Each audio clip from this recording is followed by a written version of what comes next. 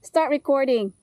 Wow, look at alert. Ate Josie. Ay, it stopped man. Oo, okay lang yan. Pero nag-ano yan, Sel. Yeah, there's Ate Josie. She has plenty of moringa and peppers and tomatoes. We're gonna get the it's not showing anything, but just pointing out. Okay. Oh, she's gonna plant this one. Alert's gonna try to plant the sticks. Hopefully it will grow. So we're gonna get some more of the stuff that I picked for her yesterday. So you guys are always welcome to get moringa. Thank you so much. Thank you. So this is my property here, guys. Have to share with friends. This is my from Maricel. This is my grapes. That's my grapes. Oh, Beautiful it's day. not ready yet, though. Good blessing. Pag mahinog na sila, I'll invite you guys.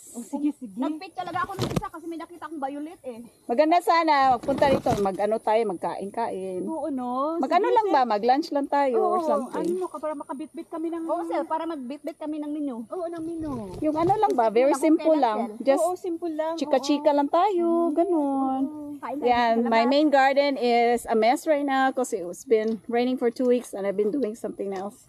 Ganda yan kasi parang handy siya, ang ganda kaya sa phone. No? Yeah, there's Mahaba yan. Look at that. They're growing so fast. Look at my blueberries. More persimmon. Look at my persimmon, guys. It's going to ripen at the end of September. They're looking good.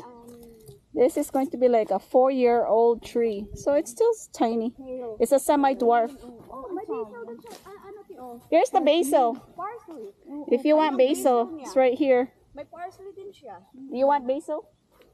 Saan ba nilalagay yung basil? Spaghetti. Sa mga pasta. Spaghetti, salad. Salad. Yung sa akin, nag-dried ako. Dinried ko. Oh, tingnan mo, oh. Eto naman, cucumber yan. It's coming back. Oregano ka? Oh. Ha? Oregano.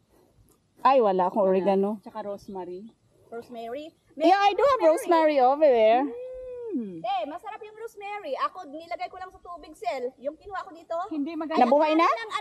Ang dami ng roots. So, ilalagay ko na yun sa pot. Yes, you can do it that way. Yung rosemary at saka yung oregano, 1 tablespoon, i-boil mo sa tubig tapos ilagay mo sa buhok mo raw. Hindi masyado puputi. Oh? Ay, too late kasi maputi na. Pero hindi, at least hindi. Sabi ko, gawin ko kasi para hindi mas lalong dadami.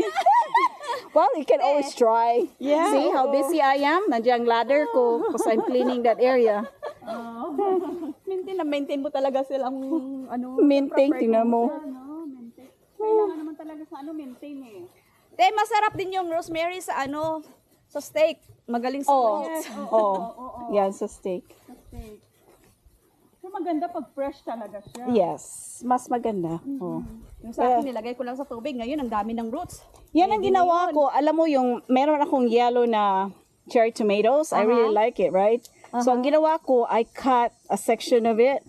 Yung kanya bang, ang kanyang extra. So, nilagay ko sa tubig. Ang dami na niyang, ng roots. So, nilagay ko na siya sa, sa pot. Sa pot? Grabe, te. Mabibisi ka talaga niyan. Harvest talaga tayo, te. As in. Ang bango ng malunggay ko. Ay. Anong nangyari dyan? Yan. Lamig. So, itong mo. Pangtanim na ako. So, let me get yours. Okay. Thank you. Marami naman kaming blessing na You're welcome. I like sharing. Blessing. I like sharing my blessing din. Teka lang, te. Alam mo, dapat sana putulin po itong mahaba eh. Pwede niya yan. Pero gusto niya, ganyan daw muna. Ganyan muna. Para feel niya. Hindi nga kakasya dahil. Papuntang sa... Sandali. Doon. Yan, ganan. Oh. Ganyan natin. Yan. Alright, let me get your stuff. Oh, thank you, Sil. Huwag nating kalimutan. Thank you.